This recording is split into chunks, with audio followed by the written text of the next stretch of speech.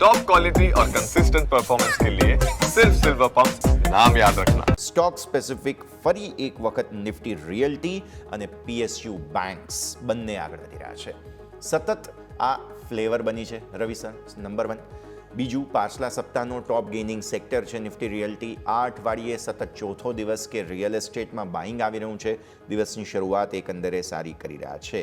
Even સરકારી banks બચાવવાની કોશિશમાં, even કદાચ બની શકે કે મિડ કેપ સ્મોલ કેપની ફ્લેવર ઓપન કરવા માટે થઈને ફરી એકવાર ખરીદદારી આ બંને જ સેક્ટર્સમાં જે રેટ સેન્સિટિવ છે આવી રહી છે, નંબર 1. અને બીજું, આવતીકાલે આરબીઆઈ સરકારને ડિવિડન્ડ સોંપશે, તેની માટે થઈને પણ પોસિબલ છે કે આ રેટ સેન્સિટિવ શેર્સમાં સૌથી પહેલા રિકવરી અથવા તો મૂવમેન્ટ આવી રહી છે.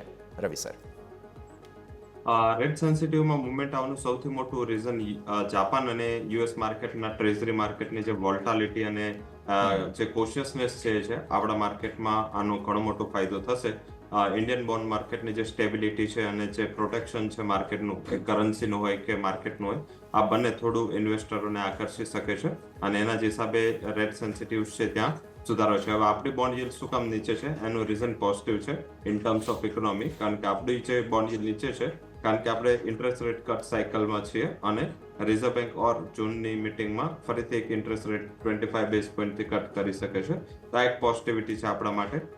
સાથે યુએસ અને ત્યાંથી જાપાનથી આઉટફ્લો થઈ રહ્યા છે અને રીઝન એ ખુદની વોલ્ટાલિટી, ખુદનું ડેટ સર્વિસિંગ કેપેસિટી અને કેપેબિલિટી મીન્સ આટલી વર્લ્ડની લાર્જેસ્ટ અને થર્ડ લાર્જેસ્ટ ઇકોનોમીની એટલી અનસર્ટનિટીઝ હોય તો મારા હિસાબે ડેફિનેટલી 4th અને 5th ઉપર આનું પ્રેશર આવે in terms of positive pressure. તો આઈ થિંક આ એક થોડું ફેક્ટર છે જેના હિસાબે રિયલ એસ્ટેટ અને પીએસયુ બેંક બંને સારું કરી રહ્યા છે.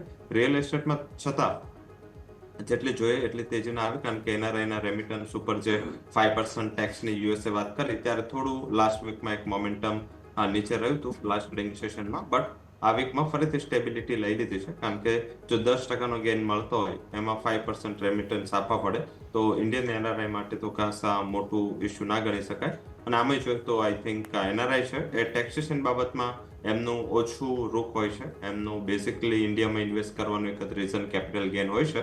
તો જો કેપિટલ ગેઇન મળતો હોય તો આઈ થિંક રેમિટન્સ ઉપર આટલો ઇસ્યુ ના હોવો જોઈએ.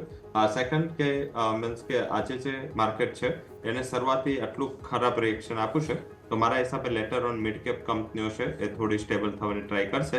આજે ઇન્ડેક્સનું માર્કેટ નથી, આજે સ્ટોકનું માર્કેટ છે. સ્ટોક સ્પેસિફિક મોમેન્ટમ કન્ટિન્યુ રહી શકે છે. ઇન્ડેક્સમાં ગ્લોબલ રીઝન અને ગ્લોબલ વોલ્ટાલિટીના હિસાબે થોડું ઉપર નીચે થશે, કારણ કે ઇમિડિયેટ ટર્મ્સમાં એવું લાગી રહ્યું છે કે આજે ફરીથી એફઆઈ નું સેલિંગ છે, કારણ કે એફઆઈના પસંદગીના સ્ટોક સેક્ટર્સમાં આજે થોડી વેચવાની છે. તો આઈ થિંક મને એવું દેખાઈ રહ્યું છે આજે સેલિંગનું પ્રેશર થોડું હટશે, તમને 10:30 સુધીમાં માર્કેટ સ્ટેબલ થતું દેખાઈ જશે.